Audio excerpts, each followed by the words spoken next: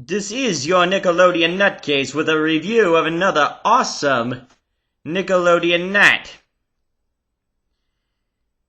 Well, it started off, before the premiere of Victorious, there was a rerun of the movie Fairly Odd Christmas, basically a Fairly Odd Parents sequel of the live-action movie version of it, which I did review in the past. Now, since I had not seen it, I thought of watching it, and then I reconsidered, thinking, there's no point in even making this movie. And, but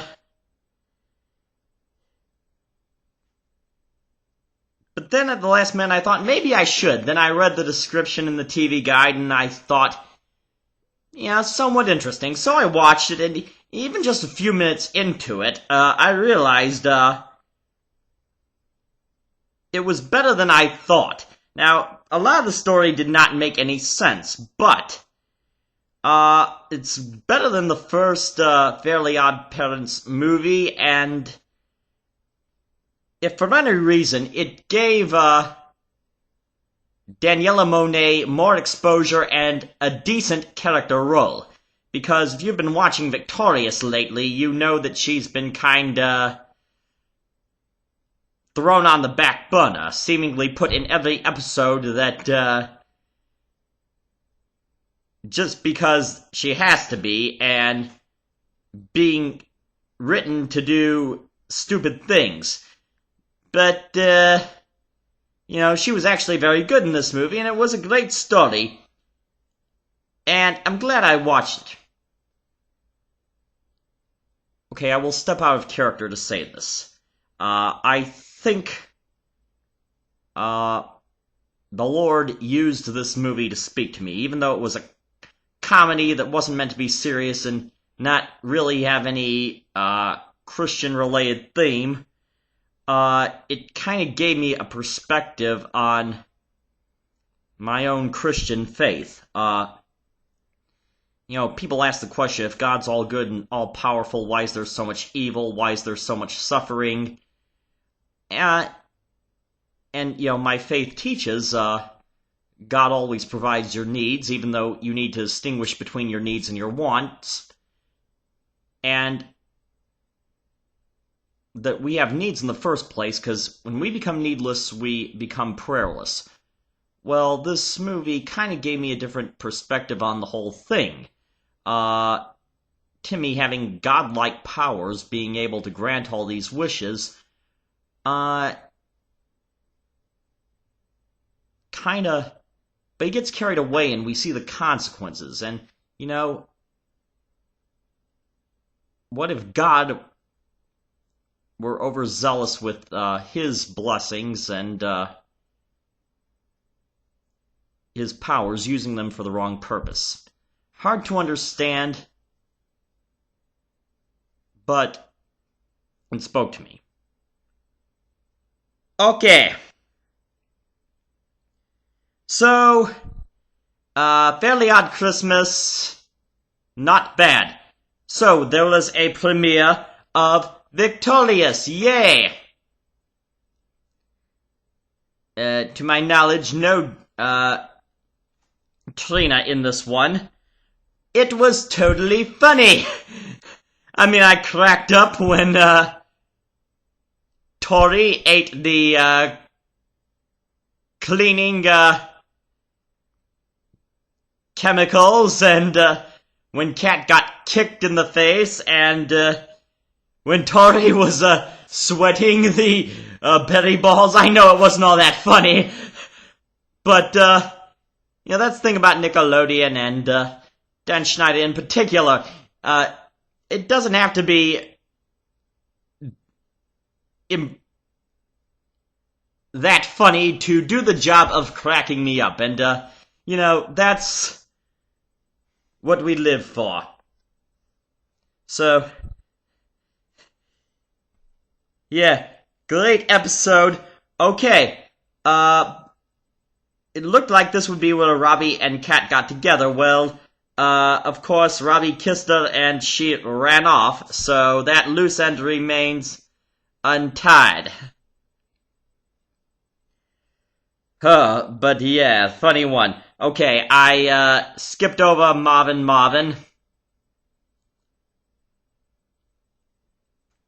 so that I wouldn't go insane. I'm not gonna watch that show. Although, yeah, I have to realize something. Lucas, became famous, doing what I'm doing now, so, he, opened that path, creating the character Fred. Although the Nickelodeon Nutcase was not inspired by him. It was more inspired by the video game Nerd and Spoonie. But, okay, I will acknowledge, his success. So, okay. The How to Rock series finale, with the Christmas theme. Okay, well, you had the, Molly Casey fight ending in a truce, which hasn't been anything new. That's been a gag that, I mean, how many episodes in a row have the Perps and Gravity 5 been working together? But okay. And giving the necklace, that was great to see. But really, as always, the show centered around the character Grace and Halston Sage. As I said, the writers of the show have given the show to Grace. And if you noticed at the very end where they're all sitting in front of the tree, who was in the very center? Grace. Yes. Given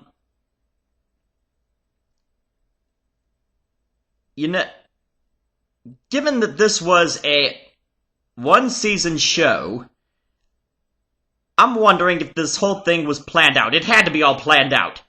That they sold this show as Symphonique's show, and it ended up being Halston's. Interesting way to catapult someone into stardom, which is what happened. Halston Sage, promising future, as has Victoria Justice and Erin Sanders, and I'll probably be following her career as well. Did I mention before that some people have tried to say that Erin Sanders and Halston Sage look alike, and could be sisters and whatever? I don't know.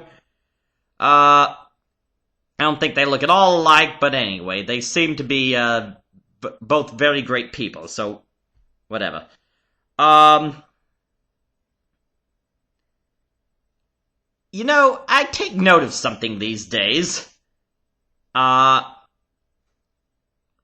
The part where they're arguing over whether they should have white Christmas lights or colored Christmas lights.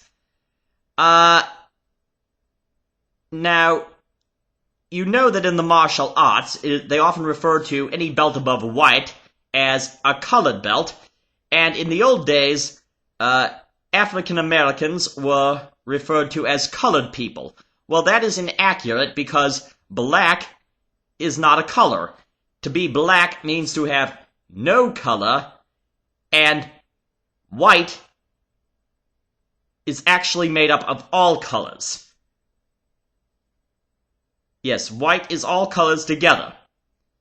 If you didn't know that, or if you don't believe me, do some research. Using the phrase whites or coloreds is scientifically incorrect. Yeah, that's another thing. Another example when you're doing laundry, when you're doing whites and coloreds. White is all coloreds. It's a... okay, well, I've stated what I stated about that. So, and it ends with, Grace kissing Nelson and Nelson kissing Grace, perfect ending, characters being perfect for each other. So, I'm sure there will be a few more, victorious episodes before the end of the year. And, of course, next year, we'll see how the final season winds down. And until, next time, this is your Nickelodeon Nutcase!